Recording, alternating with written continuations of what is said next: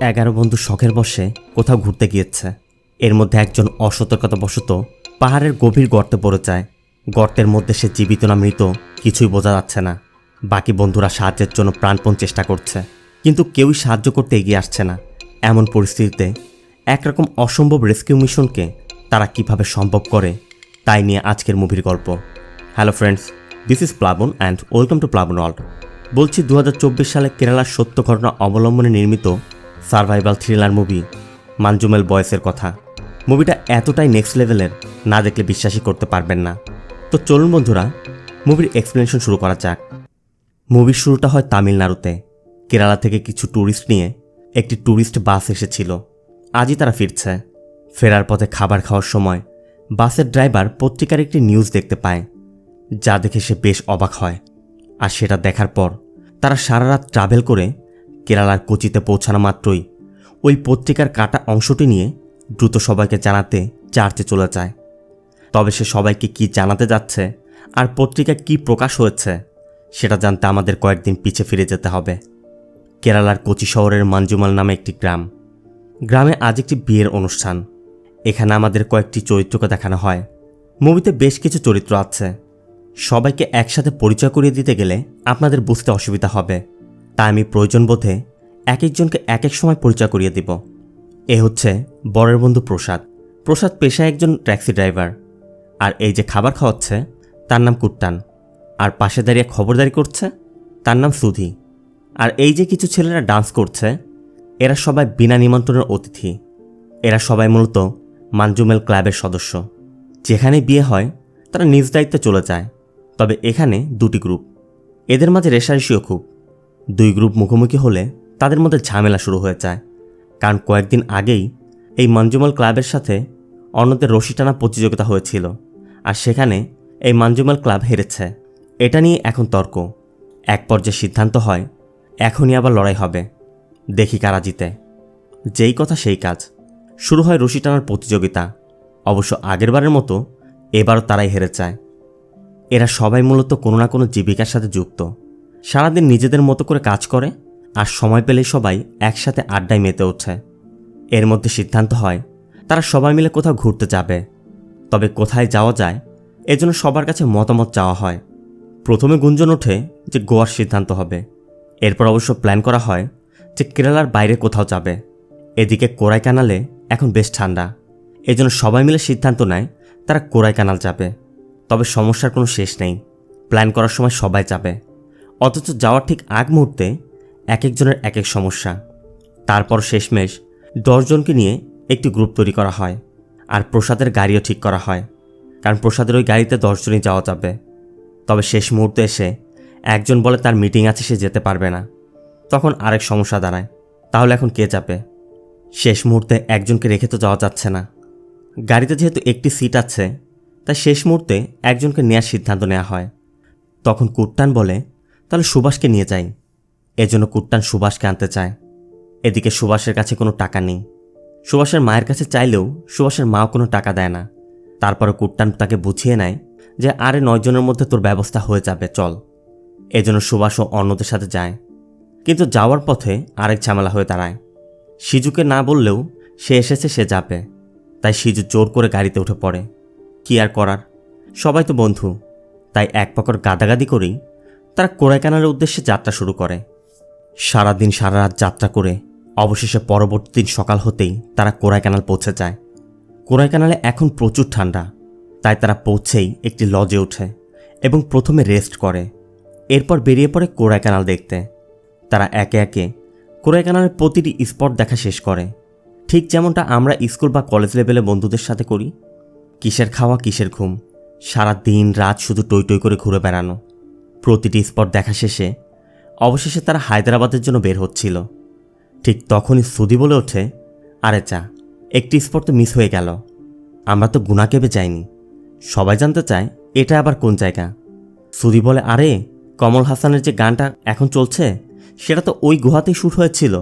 আমি আগেও ঘুরে এসেছি, সুন্দর একটি জায়গা রে। এবার কি আর না গিয়ে থাকা যায়? এজন্য সবাই গুনাকেব দেখতে যায়। এই গুনাকেব স্পটে ঢোকার মুহূর্তেই আরুমুগানের দোকান পড়ে। আরুমুগান একজন স্থানীয় ব্যবসায়ী। আরুমুগান ওদেরকে বলে দেয় মনে হয় বৃষ্টি হবে, তাই তাড়াতাড়ি ফিরে এসো, আর এসে কিন্তু আমার দোকান থেকে খেয়ে যাবে। তো ওরা সবাই মিলে ভিতরে চলে যায়। দূর দূরান্ত থেকে অনেকে এখানে ঘুরতে এসেছে, ওরাও বেশ আনন্দ করছিল।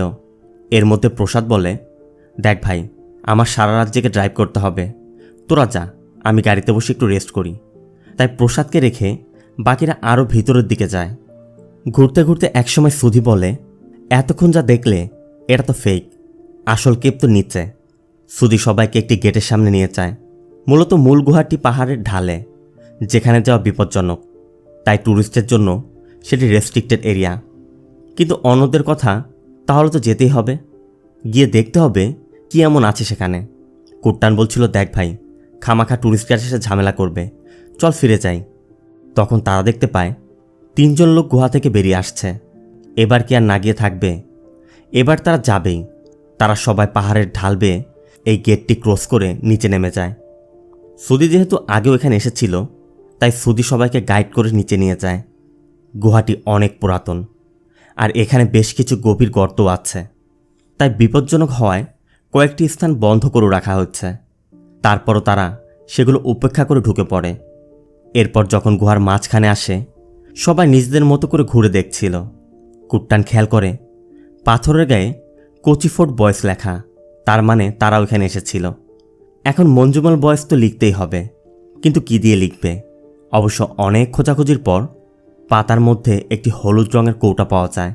এরপর সেই রং দিয়ে তারা পাথরের গায়ে মঞ্জুমাল বয়েস লিখে এবং অন্যদেরও বলছিল, তোরাও উপরে আয়, লেখাটা পিছে রেখে আমরা একটি ফটো নেই। এজন্য সবাই উপরে যাচ্ছিল। আর ঠিক তখনই অসতর্কতাবশত প্রসাদ একটি গর্তের মধ্যে পড়ে যায়। মুহূর্তের মধ্যেই সবাই হতভম্ব হয়ে ওঠে। চোখের পলকে এটা কি ঘটে গেল। উপর থেকে কুট্টানরা বুঝতে পারছিল না কি হচ্ছে, তারা বারবার জানতে চাচ্ছে কি হয়েছে। নিচ থেকে তখন সুধি বলে ওঠে, সুবাস পড়ে গেছে। সাথে সাথে সবাই দৌড়ে নিচে নেমে আসে এবং গর্তের মুখে এসে সুবাস করে ডাকতে শুরু করে, কিন্তু সুবাসের কোনো সারা শব্দই পাওয়া যাচ্ছে না। প্রথমে সবাই মনে করে নেয় সুবাস হয়তো প্র্যাঙ্ক করছে। এর মধ্যে বাকিরাও এসে পড়ে, আর তখনই গর্তের ভিতর থেকে এক ঝাঁক বাদুড় বেরিয়ে আসে, যা দেখে সবাই ভয় পেয়ে যায়। এমনকি বাইরে থাকা লোকাল গাইডরাও বাদুড়গুলো দেখে আটকে ওঠে। এদিকে সবাই সুবাস করে ডেকেই যাচ্ছে। গর্তের মধ্যে পুরো অন্ধকার, কিছুই দেখা যাচ্ছে না। এজন্য ক্যামেরার ফ্ল্যাশ দিয়েও দেখার চেষ্টা করা হয়, কিন্তু যতবারই ক্যামেরার ফ্ল্যাশ জ্বালানো হয়, অন্ধকার এতই বেশি, বিন্দু মাত্র দেখার উপায় নেই। এমনকি গর্তের গভীরতাও বোঝার কোনো উপায় নেই। এর মধ্যে একটি পাথরের টুকরো পড়ে যায়, আর সেই পাথরের টুকরো পাথরের সাথে বাড়ি খেতে খেতে নিচে পড়ছিল। আর সেই শব্দে আন্দাজ করে বোঝা যাচ্ছিল এই গর্ত ছোটোখাটো সাধারণ কোনো গর্ত নয়। তখনও সবাই সুবাসকে ডেকে যাচ্ছে। সাড়া না পেয়ে সবার চোখেই জল এসে পড়েছে। তখনই অভিলাষ বলে ওঠে, সুবাস চলে গেছে, ও আমাদের ছেড়ে চলে গেছে। এই ব্যাপারটি কেউই মেনে নিতে পারছিল না, এই জন্য দ্রুত অভিলাষকে সেখান থেকে সরিয়ে নেওয়া হয়। এর মধ্যে বাদুড় উঠতে দেখে লোকাল গাইড ডোমিনিক এখানে এসে পড়েছে। ডোমিনিককে দেখে সবাই ডোমিনিককে বলে, দেখুন না ভাই, আমাদের বন্ধু গর্তে পড়ে গেছে, কাউকে ডাকুন, কোনোভাবে ওকে উদ্ধার করতে ব্যবস্থা করুন। কিন্তু ডোমিনিক বলে ওঠে, আমি কিছুই করতে পারবো না, এই গর্তকে শয়তানের গর্ত বলে, তোমরাও দ্রুত এখান থেকে চলে যাও, নয়তো অনেক সমস্যা হয়ে যাবে। ডোমিনিকের কথায় কুট্টান বলে, আমরা আমাদের বন্ধুকে রেখে কোথাও যাব না, এই তোরা যা, গিয়ে সাহায্যের ব্যবস্থা কর। বলতেই 4 জন দৌড়ে বেরিয়ে আসে। ওরা বাইরে এসে সেখানে ঘুরতে আসা অনেককেই অনুরোধ করে, কিন্তু কেউই সাহায্য করতে রাজি হচ্ছে না। তারা স্থানীয় এক ক্যামেরাম্যানের কাছেও সাহায্য চায়। ক্যামেরাম্যান জানতে চায় কোন গর্ত, পাথরের পাশের? তাহলে তো তোমাদের বন্ধুকে কেউই বাঁচাতে পারবে না। এক কাজ করো, ফরেস্ট গার্ড মাত্র এদিক দিয়ে গিয়েছে, গিয়ে দেখো ওর কাছে কোনো হেল্প পাও কিনা। কিন্তু তারা অনেক খোঁজাখুঁজি করেও ফরেস্ট গার্ডকে কোথাও পায় না। তবে আরুমুগানকে দেখে তারা আরুমুগানের কাছে সাহায্য চায়। আরুমুগানও গর্তের কথা শুনে সোজা সাপটা বলে দেয়, কোনো সাহায্য চেয়ে লাভ নেই ভাই, যত দ্রুত সম্ভব বাড়ি ফিরে যাও। আরুমুগানের মেয়ে বলে ওঠে, তুমি ওনাদের ভয় দেখাচ্ছ কেন, পুলিশকে ডাকো। আরুমুগান বলে, তুমি এখানে বড় হওনি, এখানে সম্পর্কে তুমি কিছুই জানো না, কেউ কিছু করতে পারবে না। তারপরও 3 জন পুলিশকে ডাকতে চলে যায়, আর একজন বহু অনুরোধ করে আরুমুগানকে সাথে নেয়। এদিকে ওই 3 জন প্রসাদকে গিয়ে জানানো মাত্রই প্রসাদ দ্রুত গাড়ি নিয়ে থানার উদ্দেশ্যে ছুটতে থাকে। এদিকে অভিলাষের চোখের সামনে এই ঘটনাটা ঘটে যাওয়ায় অভিলাষ মানতেই পারছে না। তারপর সিজু তাকে কোনো রকমে সেখান থেকে এনে বাইরে বসিয়ে রেখেছে। এরপর আরমুগানকে দেখে আরমুগানদের সাথে আবার গুহায় চলে যায়। আরমুগান গুহাতে আসা মাত্রই সবাইকে গর্তের মুখ থেকে সরিয়ে দেয়। এরপর নিজের সাথে আনা লেবুগুলো দিয়ে বলে, তোমরা এই জায়গাকে যতটা সাধারণ ভাবছ, এটা এত সাধারণ জায়গা না। এদিকে আকাশে মেঘ করেছে। কিছুক্ষণের মধ্যেই তুমুল বৃষ্টি শুরু হয়। প্রসাদরাও এখনও থানায় পৌঁছেনি। সবার মনের মধ্যেই এখন একই জিনিস কাজ করছে, এবার তাহলে কি হবে। এদিকে বৃষ্টির জল কলকলিয়ে গুহার দিকেই ছুটছে। এতক্ষণে প্রসাদরাও থানায় পৌঁছে গেছে। ভিজতে ভিজতে থানায় ঢুকেই তারা এক কনস্টেবলকে অনুরোধ করে যে, স্যার, আমাদের এক বন্ধু গর্তে পড়ে গেছে, প্লিজ ওকে বাঁচান। কনস্টেবল জানতে চায় কোথায় সেই গর্ত। প্রসাদ তখন গুনাকেবের কথা বলতেই থানার সবাই একরকম চমকে ওঠে। তারা বলতে শুরু করে, ওটা রেস্ট্রিক্টেড এরিয়া, তোমরা কেন সেখানে গিয়েছিলে? একজন বলে দুটো ইন্সপেক্টরকে খবর দে। এরপর সে প্রসাদদের বোঝায়, আমাদের হাতে পায়ে ধরে কোনো লাভ নেই। তোমাদের বন্ধু যেখানে গিয়েছে সেখান থেকে ফিরিয়ে আনা কোনোভাবেই সম্ভব না। তোমরা তো জানো না ওই জায়গার আসল নাম কি। ওই গুহার নাম ছিল শয়তানের রান্নাঘর। এদিকে আরমগানও বলছে, কমল হাসানের শ্যুটের পর ওই গুহার নাম গুনাকেব রাখা হয়েছিল। তাদের সবার তথ্য মতে দেশ স্বাধীনের পর হতে এ পর্যন্ত মোট 13 জন ওই গর্তে পড়েছে। যে একবার পড়েছে সে আর জীবিত ফিরেনি। এমনকি তাদের লাশও পাওয়া যায়নি। ধারণা করা হয় ওই গর্তটির গভীরতা প্রায় 900 ফুট হবে। এটা এমন এক ভয়ানক গর্ত যেখানে আলো বাতাস কিছুই প্রবেশ করতে পারে না। কনস্টেবল আরও জানায়, 10 বছর আগে এক মন্ত্রীর ভাতিজা পড়েছিল। আমরা উদ্ধার করতে যথাসাধ্য চেষ্টা করেছি। তারা শেষ পর্যন্ত আমাদের 15 লাখ টাকা অফার করেছিল। বলেছিল অন্তত সৎকারের জন্য একটা হার যেন এনে দেয়া হয়, কিন্তু তাতেও সম্ভব হয়নি। টাকার বিনিময়ে কাজ করা লোকেরা সব করলেও আজ পর্যন্ত কেউ ওই গর্তে নামতে সাহস পায়নি। যেখানে একজন মন্ত্রী কিছু করতে পারেনি, সেখানে তোমরা কেরালা থেকে এসে এখানে কি করতে পারবে? এর মধ্যে ইন্সপেক্টর থানায় ঢুকেই প্রসাদদের এলোপাতারি মারতে শুরু করে। তার কথা, তোরা তোদের বন্ধুদের ফেলে দিয়ে ওকে খুন করে এখন থানায় এসে ঝামেলা করছিস। ইন্সপেক্টর কোনো কথা না শুনেই 4 জনকে থানার মধ্যে আটকে রাখে। অন্যদিকে স্থানীয় একজন ফরেস্ট গার্ডকে খুঁজে বের করে খবর দেয় যে একজন ওই গর্তে পড়ে গেছে। শোনামাত্র ফরেস্ট গার্ডও দৌড়ে আসে। এদিকে বৃষ্টির পানি গড়িয়ে গুহার সেই গর্ত দিয়ে পড়তে শুরু করেছে। কুট্টান দেখে বলে, এভাবে যদি পানি পড়তে শুরু করে তাহলে তো সুবাস বাঁচবে না। সবাই বৃষ্টির পানি আটকাতে যে যেভাবে পারছে নিজেদের গা দিয়ে পানি আটকানোর চেষ্টা করে যাচ্ছে, কিন্তু তাতে কি পানিকে আটকানো সম্ভব? পানি গড়িয়েই যাচ্ছে। এর মধ্যে ফরেস্ট গার্ড এসে সবাইকে সরানোর অনেক চেষ্টা করে, কিন্তু কেউ সেখান থেকে সরছে না। কুট্টানদের কথা, বন্ধুকে বাঁচাতে হবে, সেটা যেভাবেই হোক। এদিকে আবার এই খবর মিডিয়া পর্যন্ত পৌঁছে গেছে। এখন পুলিশও নিরাপয়। একজন ইন্সপেক্টর কনস্টেবল মুথুকে ডেকে বলে যে এই 4 জনকে নিয়ে ঘটনাস্থলে গিয়ে দেখো যে কিভাবে কি হলো আর কি অবস্থা। যাওয়ার সময় টর্চার রশি নিয়ে যাবে। এই জন্য ইন্সপেক্টরের কথা মতো মুথু প্রসাদদের নিয়ে বেরিয়ে পড়ে। তবে সে আগে উদ্ধার করতে না গিয়ে মুথু আগে তার জন্য মদের বোতল আর সিগারেট কিনে আনতে বলে। সবাই তো পুরো হতবাক। কোথায় সে বাঁচাতে যাবে সে আছে তার মস্তিতে। অবশ্য কি আর করার, আগে তার জন্য এসব কিনে আনতে হয়। আর এর মধ্যে আমাদেরকে সুভাষের ছেলেবেলার একটি দৃশ্য দেখানো হয়। সুভাষ বন্ধুদের সাথে নদীতে গিয়েছে। অন্যরা ঝাঁপ দিলেও সুভাষ সাহস পাচ্ছে না। অবশ্য সবার অনুরোধে সুভাষও ঝাঁপ দেয়। আর তখনই দেখানো হয় সুভাষ যখন গর্তে পড়েছিল তখন বারবার পাথরের সাথে আঘাত খেয়ে খেয়ে তার শরীর ক্ষতবিক্ষত হয়ে যায়। তার কাপড় চোপড় ছিঁড়ে রক্তাক্ত হয়ে শেষমেশ একটি পাথরের উপর সে পড়ে আছে। সিন প্রেজেন্টে। মথুর এমন কাজ দেখে প্রসাদ জানতে চায়, আপনি কি মানুষ? আমাদের বন্ধু সেই কখন থেকে পড়েছে, এখন ওর কী অবস্থা তাও আমরা জানি না, আর আপনি উদ্ধার করতে না গিয়ে এসব করছেন। মুথু বলে, দেখো, আমার সাথে রাগ দেখিয়ে লাভ নেই। আমি আমার বহু বছরের অভিজ্ঞতা থেকে বলছি, তোমাদের বন্ধু এখনও বেঁচে নেই। ওই গর্ত থেকে এখন পর্যন্ত কেউ বেঁচে ফিরেনি। কথা বলতে বলতে তারা পৌঁছে যায়। অন্যরা রশি নিয়ে দৌড়ে ছুটে যায়, কিন্তু মুথু তখনও ড্রিঙ্ক করে যাচ্ছে। ড্রিঙ্ক শেষ না হওয়া পর্যন্ত সে যাবে না। তার কথা আমাদের কাছে এত আর্জেন্ট হয় না। এদিকে অন্যরা পৌঁছালে কুট্টান জানতে চায়, এত দেরি করলি কেন, আর পুলিশ কোথায়? একজন বলে পুলিশ বলছে আমরা নাকি ওকে ধাক্কা দিয়ে ফেলে দিয়েছি, এজন্য আমাদের অনেক মেরেছে, প্রসাদের সাথে আসছে তারা। এর কিছুক্ষণ পর মুথু আসে আর এসেই জানতে চায় যে কত সময় আগে পড়েছে। অনেক সময় আগে শুনে মুথু নিজে দু একবার সুভাষ সুভাষ বলে ডাকে। এরপর সবাইকে বলে তোমাদের মধ্যে এতক্ষণ বেঁচে নেই, এখানে থাকা যাবে না, তোমরা সব চলো, বের হও। তখন অন্যরা বলে ওকে রেখে আমরা কোথাও যাব না।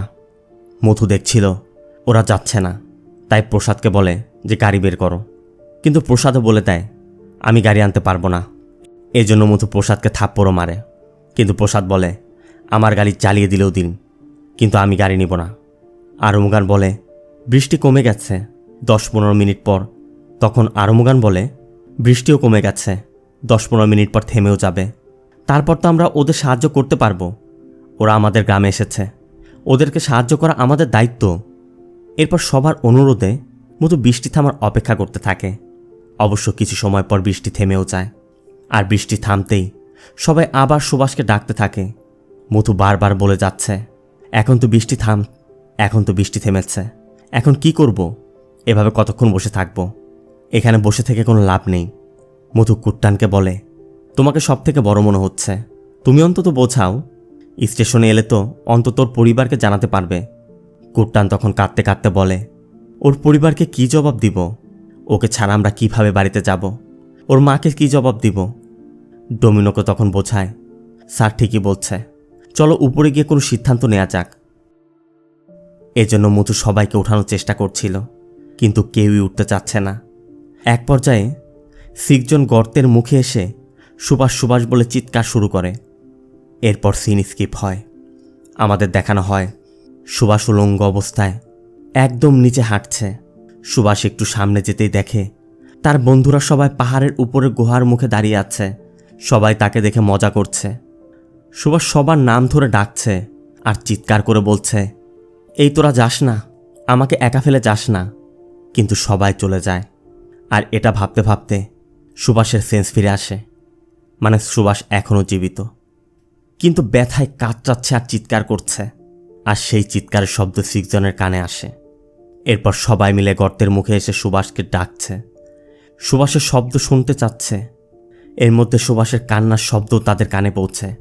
সবার মনে এতক্ষণে একটা আশার আলো ফিরেছে, সুভাষ তো বেঁচে আছে। মুথুও কনফার্ম করে যে আসলে সুভাষ বেঁচে আছে, এই জন্য সে থানায় খবর দেয়। আর এর কিছু সময় পরই ফায়ার অ্যান্ড রেস্কিউ টিম সহ থানা থেকে আরও লোক আসে। অবশ্য এসআই কুমার গাড়ি থেকে নেমেই ফায়ার সার্ভিসের লোককে বলে রেস্ট্রিক্টেড এরিয়া, সেটা জেনেও কি মরতে গেছে? কোনো রিস্ক নিতে হবে না, ফর্মালিটিসে যা লেখা আছে করো, বাকিটা আমি সামলে নিব। এতক্ষণে দিনের আলো ফুরিয়ে অন্ধকার নেমে এসেছে। বৃষ্টির জন্য গুহার মধ্যে পিচ্ছিল। এরপর ফায়ার সার্ভিসের সদস্যরা এসে গুহার মধ্যে রশি ফেলে এবং সুভাষকে ডেকে বলছিল রশি দেখতে পাচ্ছ, রশি দেখলে রশি ধরো। কিন্তু অতিরিক্ত গভীর হওয়ায় সুভাষ ঠিক কতটা নিচে সেটা বোঝা যাচ্ছে না। থানার সেই ইন্সপেক্টর এসেছে, ফায়ার ফাইটাররা রশি ফেলেই যাচ্ছে। এভাবে অনেক সময় পার হয়ে যায়। এই জন্য সিজু গিয়ে বলে আপনারা কি মাছ ধরতে রশি ফেলছেন? ও কত সময় আগে পড়েছে, ও যদি রশি ধরে উঠতে না পারে আপনারা কাউকে নিচে পাঠান। বলা মাত্র ইন্সপেক্টর রেগে উঠে বলে আমাদের কাজ শেখাতে এসেছ? 3 ডিপার্টমেন্ট কাজ করছে, দেখছো না তোমরা? পাশে থেকে একজন বলে স্যার ও ঠিকই বলেছে, এই গর্ত সোজা গর্ত না, আঁকা বাঁকা, রশি ফেললেও ঠিকমতো যাবে না। আবার নিচে অনেক ঠান্ডা, ও বেঁচে থাকলেও বেশিক্ষণ জীবিত থাকতে পারবে কিনা সন্দেহ। এরপর একজনকে নিচে নামানোর সিদ্ধান্ত হয়, কিন্তু নামার ঠিক আগ মুহূর্তেই গুহার মুখে এসে দাঁড়িয়ে ফায়ার সার্ভিসের ওই লোক বলে স্যার এটা অনেক বিপজ্জনক, আমি পারবো না স্যার। অফিসার অনেক বোঝানোর পরও সে নামতে ভয় পাচ্ছে। এমনকি বিভিন্ন জায়গা থেকে বিভিন্ন বডি উদ্ধার করতে যে লোক কাজ করে সেও এই গর্তে নামতে সাহস পাচ্ছে না। যার মানে এই গর্তে নামতে কাউকেই পাওয়া যাচ্ছে না। সবারই যার যার প্রাণের ভয়, কেউ রিস্ক নিতে চাচ্ছে না। কুট্টানের তখন মনে পড়ে ছোটবেলায় বন্ধুদের সাথে নদীতে সাঁতার কাটতে গিয়ে কান্না নামে একটি ছেলে তলিয়ে যাচ্ছিল। তখন কুট্টানি সাহস করে তাকে উদ্ধার করেছিল। এজন্য কুট্টানি এগিয়ে গিয়ে বলে স্যার আমি নিচে নামব। ইন্সপেক্টর ধমক দিয়ে বলে তুমি দূরে যাও। কুট্টান বলে আপনারা কখন থেকে এটা ওরা করছেন, আপনারা না পারলে আমি করছি। অবশ্য কুমার বোঝায় দেখো কুট্টান, এমনিতেই নিচে একজন জীবনের সাথে যুদ্ধ করছে, আর এরপর তো আমরা তোমার জীবন ঝুঁকিতে ফেলতে পারি না, তাই না? কিন্তু কুট্টান বলে, এখানে ঝুঁকির কি আছে? ওকে বের করতে না পারলে আমরা সবাই ঝাঁপ দিব। তারপরও তারা কুট্টানকে বলে, দেখো নিচে নামা অনেক বিপজ্জনক, বুঝে বলছে তো। কুট্টান তখন সুধীর দিকে তাকায়। সুধী বলে, দেখ ভাই, নিচে নামাটা অনেক রিস্ক। কুট্টান জানতে চায়, তুই হলে কি কর? সুধী বলে, তুই যদি না নামিস তাহলে আমি নামব, কারণ কারোর কাছে এখন সুভাষকে বাঁচানো ছাড়া কোনো চিন্তা ভাবনা নেই। সবার মাথায় শুধু একটি জিনিসই কাজ করছে, যে কোনো মূল্যে সুভাষকে বাঁচাতে হবে। এরপর কুট্টানের সিদ্ধান্ত মতো কুট্টানকে নামানোর জন্য প্রস্তুত করা হয়। ফায়ার সার্ভিসের লোকেরাও কুট্টানকে একটি রশি দিয়ে কিভাবে রশির গিট দিতে হবে সেটাও শিখিয়ে দেয়। কিন্তু কুট্টানরা মালায়ালি আর এরা তামিলিয়ান, তাই কুট্টান ভাষাও বুঝতে পারছে না। কুট্টান সুধীকে বলে, আমি কিছু বুঝতে পারছি না রে, আগে নিচে যাই, তারপর দেখা যাবে। সবার চোখ কুট্টানের দিকে। কুট্টানও বারবার সবাইকে দেখছে, না জানি কি হতে যাচ্ছে। অবশেষে কুট্টানকে নামানো শুরু হয়। প্রথম অবস্থায় খুব ধীরে ধীরে নামানো হয়। কুট্টান নিচে নামছে আর সুভাষ সুভাষ বলে ডাকছে, তবে নামাটাও অতটা সহজ ছিল না, কারণ পাথরগুলো আঁকাবাঁকা একটা আরেকটার মধ্যে। আবার নিচে প্রচুর অন্ধকার, পাও পিছলে যাচ্ছে। এর ভিতর দিয়ে কুট্টান খুব সাবধানে আস্তে আস্তে নিচে নামছে, আর সুধী গর্তের মুখে বসে কুট্টানের সাথে কথা বলে যাচ্ছে। অনেকক্ষণ নামার পর কুট্টান জানায় সে এখনও কিছু দেখতে পায়নি, আর শব্দটা ঠিক কোন দিক থেকে আসছে বোঝাও যাচ্ছে না। হয়তো আরও নিচে নেমে যেতে হবে, এজন্য আরও নিচে যেতে থাকে। কিন্তু এর কিছু সময় পর হঠাৎ নামানো বন্ধ হয়ে যায়। কুট্টান জানতে চায় রশি লুজ করছে না কেন, কিভাবে নামাবে? উপরে তো রশি শেষ। ইন্সপেক্টর বলে, তাতে কি, গাড়ি থেকে আরও রশি আনাও। কিন্তু তারা বলে, স্যার সেটা তো সমস্যা না, এই রশিটা 120 ফুট, এর নিচে নামলে নিচে অক্সিজেন লেভেল কম, ওর বেঁচে থাকা কষ্ট হয়ে যাবে। সুধী তখন কুট্টানকেও জানায়, ওনারা বলছে এর নিচে গেলে তুই নিঃশ্বাস নিতে পারবি না, তোকে তুলে আনতে চাচ্ছে। কিন্তু কুট্টান বলে, দেখ আমি এখান থেকে ক্লিয়ার সুভাষের আওয়াজ পাচ্ছি, এত নিচে নেমে এসে এখন ওকে ফেলে কিভাবে যাই? তুই আরও রশি আনতে বল। ইন্সপেক্টর তখন রাগান্বিত হয়ে কুট্টানকে উঠতে বলে এবং বলে, তুমি যদি নিজে উঠে না আসো আমরা তোমাকে টেনে তুলব। এক পর্যায়ে তারা টানতে শুরু করে, অন্যরা বাধা দেয়। তখন কুট্টান বলে ওঠে, আপনারা যদি আমাকে টেনে তুলেন আমি রশির বাঁধন খুলে দেব। এজন্য বাধ্য হয়ে রশি আনানো হয় এবং এই রশির সাথে জোড়া দিয়ে আবারও নামাতে শুরু করে। আর কিছুক্ষণ নামার পরই কুট্টান দেখতে পায় সুভাষ রক্তাক্ত অবস্থায় একটি পাথরের উপর পড়ে কাতরাচ্ছে। সাথে সাথে কুট্টান উপরে জানিয়ে দেয় যে ওকে আমি দেখতে পেয়েছি, ওর সারা দেহ রক্তে ভিজে আছে। সবার মাঝে এখন কৌতূহল ওর কি অবস্থা, ও কি ঠিক আছে? সুভাষকে দেখা মাত্রই কুট্টান দ্রুত নিচে নেমে আসে। উপর থেকে জানতে চাওয়া হয় সুভাষ কি রশি ধরে উঠতে পারবে? কুট্টান জানায়, না, ওকে বেঁধে তুলতে হবে। কিন্তু এখানে বাধে আরেক সমস্যা, কুট্টানের রশির গিটটা মনে নেই। তাই কুট্টান অনেক চেষ্টা করেও না পেরে শেষমেশ নিজের মতো করে সুভাষকে নিজের শরীরের সাথে বাঁধে। সুভাষ তখনও বিলাপ বকছিল, আর কুট্টানকে দেখা মাত্রই সুভাষ গলা চেপে ধরে বলে, কে তুই বল, কে তুই? বলতে বলতেই সুভাষ জ্ঞান হারায় এবং পিছলে নিচে পড়ে যায়। আচমকা এমন হওয়ায় উপর থেকে রশিও ছুটে যায়। অবশ্য সাথে সাথে অন্যরা এসে অনেক চেষ্টা করে সেই রশিটা আটকাতে পারে। এরপর আবার আস্তে আস্তে উপরে তোলা শুরু হয়। কুট্টানও খুব কৌশলে একটু একটু করে উপরে উঠতে থাকে, কিন্তু বাদশাদে যখন রশিটি দুটি পাথরের মাঝখানে আটকা পড়ে যায়, কোনোভাবেই তোলা সম্ভব হচ্ছে না।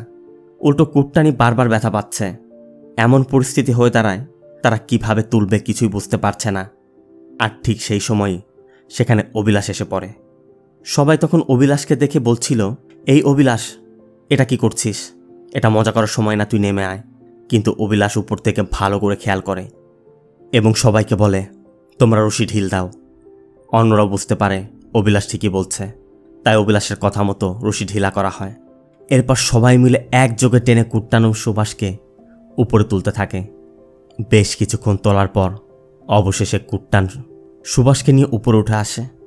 সবার চোখেই এখন আনন্দের অশ্রু, তারা অসম্ভবকে সম্ভব করেছে। তারা দ্রুত কুট্টানকে বাইরে বের করে আনে। আগুন জ্বালিয়ে কুট্টানকে আগুনের পাশে এনে বসানো হয়, কারণ তার শরীরের তাপমাত্রা একদম নেমে গেছে নিচে প্রচুর ঠান্ডা ছিল।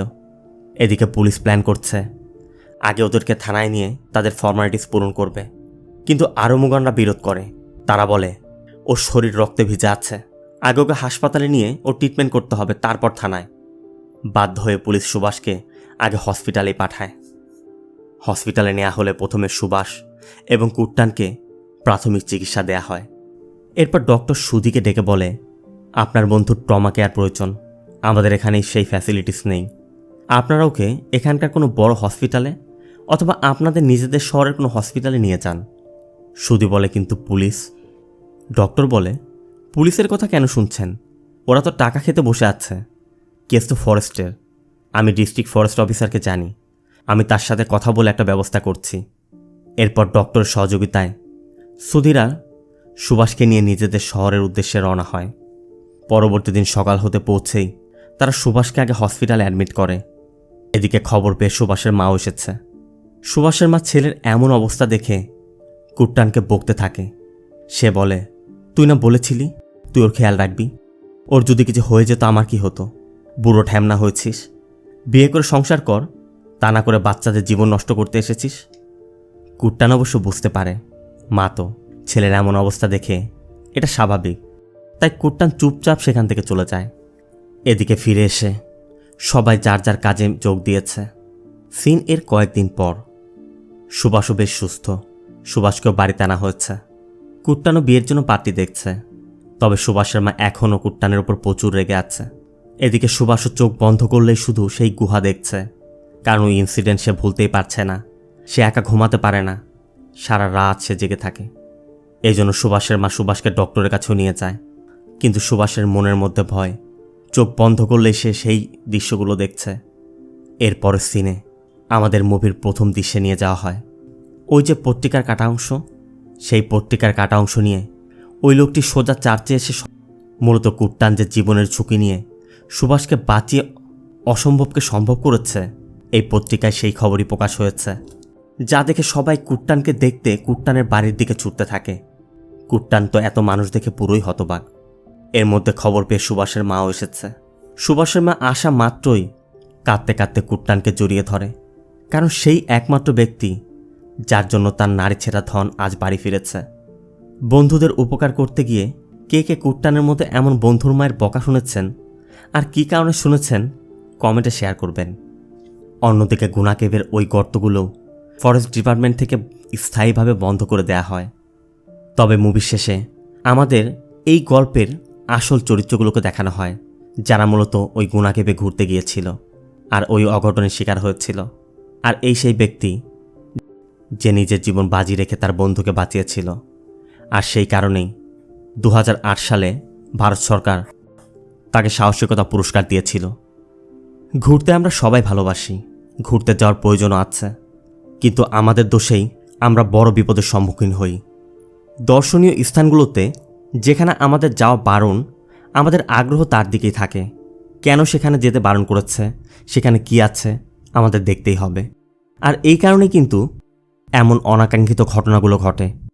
আশা করি আপনারা এমনটা করবেন না। আর এদের বন্ধুত্ব দেখে অনেক কিছু শেখার আছে। বন্ধুত্ব তাকেই বলে যারা চরম মুহূর্তেও আপনাকে একা ফেলে আসবে না। মুভিটি কেমন লাগলো কমেন্ট জানাবেন। ভিডিওটি ভালো লাগলে ভিডিওতে লাইক দিয়ে চ্যানেলটিকে সাবস্ক্রাইব করতে একদম ভুল করবেন না।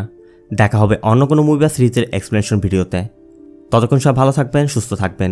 আল্লাহ হাফেজ।